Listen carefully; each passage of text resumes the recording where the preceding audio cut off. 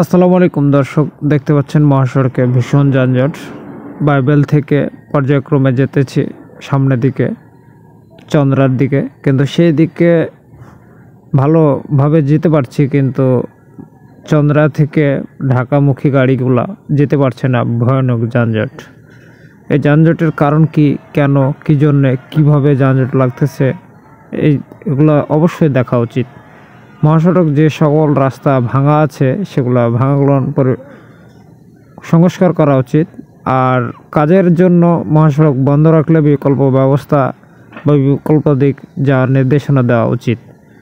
কিন্তু এই যানজটগুলো শুধু মানুষের অসাবধানতা অসচেতনতার কারণেই যানজট।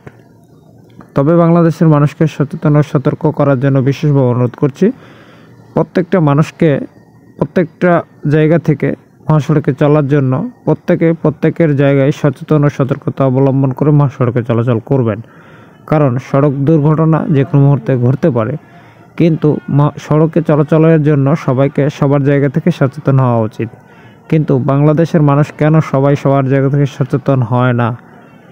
সবাই সবার জায়গা থেকে সচেতন হবেন, বিশেষভাবে অনুরোধ করছি। আমি সচেতন মানুষ হিসেবে এই প্রচার প্রচারণা করছি। তবে বাংলাদেশের মানুষ প্রত্যেকে যার যেদিক দিয়ে মন চায় খেয়াল খুশিভাবে চলাচল করে। বাইবেল রপ্তানি ইপিজেড এলাকায় যে সকল গার্মেন্টস কর্মীগুলান আছে, তারা তাদের ইচ্ছে মতো চলাচল করে। তারা যেন একটা রুলস রেগুলেশন বা গাইডলাইন মেনে মহাসড়কে চলাচল করে। না রুলস রেগুলেশন মানলে মহাসড়কে যে কোনো মুহূর্তে বিপদের